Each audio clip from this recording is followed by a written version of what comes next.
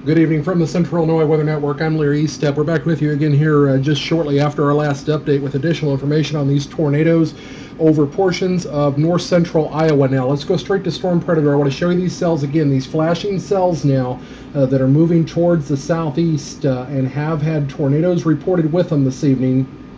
Here is the latest information from the National Weather Service. Let's switch over to Storm Lab and show you this these cells a little bit closer up. We'll go to the radar out of Minneapolis here and zoom in on these particular cells. The flashing white areas and pink areas are of greatest concern. We'll go through a new warning that just came out, a tornado warning for northeastern Mitchell County in north central Iowa and northwestern Howard County in northeast Iowa. Again, that would be these counties here, Mitchell and Howard. These are in the path of this tornado until 9:45 Central Time. At 8:50 p.m. Central Time, Doppler radar and storm spotters on the ground, so we have ground truth on this, indicated a tornado 8 miles north of Meyer, moving towards, or 14 miles southeast of Austin. So right in this area here, moving to the southeast at 25 miles per hour. There have been numerous injuries reported in Austin tonight.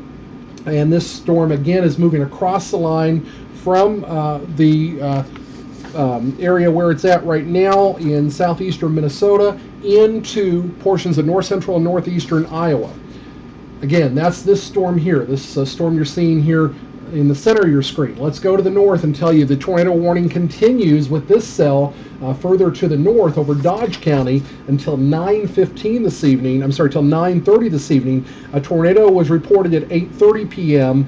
This evening, so about a half hour ago, 11 miles west of Rice Lake State Park. And that tornado was moving towards the east at 25 miles an hour. It looks like we've lost our heaviest returns here, so let me make an adjustment here on the radar. There we go, our most recent image. You're seeing this purple and still this very defined hook here. Let's zoom in on this particular cell and look at it and see if we can do a path cast on it to the east at around 25 miles an hour. Let's check velocity real quick and see here. We're still getting that very defined red and green. Again, Steele County looks like you're out of the tornadic threat now. If you're in safe shelter, your warning's about ready to expire. But folks, in Dodge County, this is the area most likely where this tornado is on the ground. We're going to put a path cast on this here with Storm Lab and move this to the east at around 25 miles an hour. Towns in the path of this storm would be Hayfield by 9:15 and Stewartville by 9:58.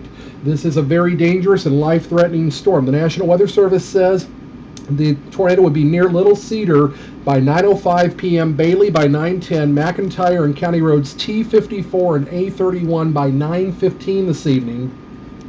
County V10 and 40th Street around 9:25, Riceville by 9:30, and Saratoga by 9:45. Again, this tornado was moving.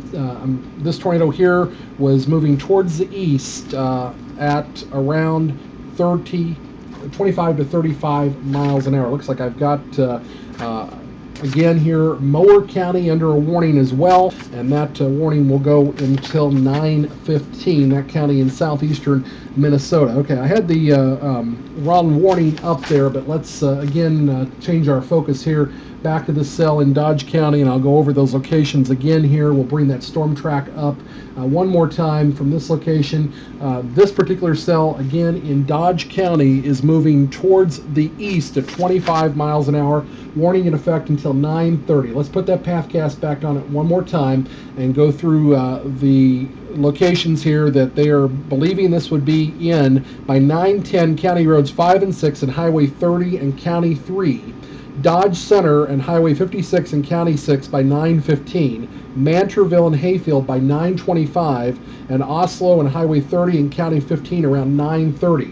Also, you can see here Storm Tracker Plus Pathcast putting the Casson area under this by 9:24, Byron by 9:37, Rochester by 9:57. Again, back down to the south with this storm that has caused injuries in the Austin area. We'll move back into that cell again, and we're actually starting to see, go back to the zoom mode here and we'll show you, we're actually starting to see a little bit of additional development to the south of this over Mitchell County. So again, this tornado warning, northeastern Mitchell County, this right here, and northwestern Howard County. So this quadrant right here that you see with the polygon until 9:45. Let's again go to velocity mode on this one and see what we're seeing here. not as defined as it was a few moments ago, but it actually looks like it's kind of split in two. So we've got it right on the state line here, and let's see if we can put a path cast on that and move to the southeast. We'll get you here from this particular cell to the southeast at around 25 miles an hour. That would put this particular cell in the McIntyre area by 9:13, Riceville by 9:25. So a little bit earlier than what the National Weather Service warning is, putting it at 9:30. We do it from this particular part of the cell, and we can show you Lime Springs by 9:51. This is a very dangerous storm. Again, debris has been reported in the air. There has been reports of numerous injuries with this cell. It looks like we're changing elevation here a little bit, so we're kind of losing. We got it back here now. Let's watch this spin around, and very clearly a tornado, classic tornado hook echo here. We're even getting there in that one frame, almost an eye to this, and then again in this very last frame here, you've got two things going on. You've got moisture that is being pulled up into this, and you've got this hook moving again right along the state line into Mitchell County. So this is a very serious situation. Again, injuries reported in the Austin area right here, moving to the southeast, and you can see it is going to be a problem for the folks in Iowa here very soon. If you're in those areas, the best advice on this one is to move underground if possible, because this likely is an F2, F3 tornado, just from the debris cloud that we've been getting reports of, and also of injuries. And with it being nighttime now, this tornado could be shielded in rain, and it's so large most likely that it would be very hard to pick out, even if you were able to look towards the horizon and see it in the lightning.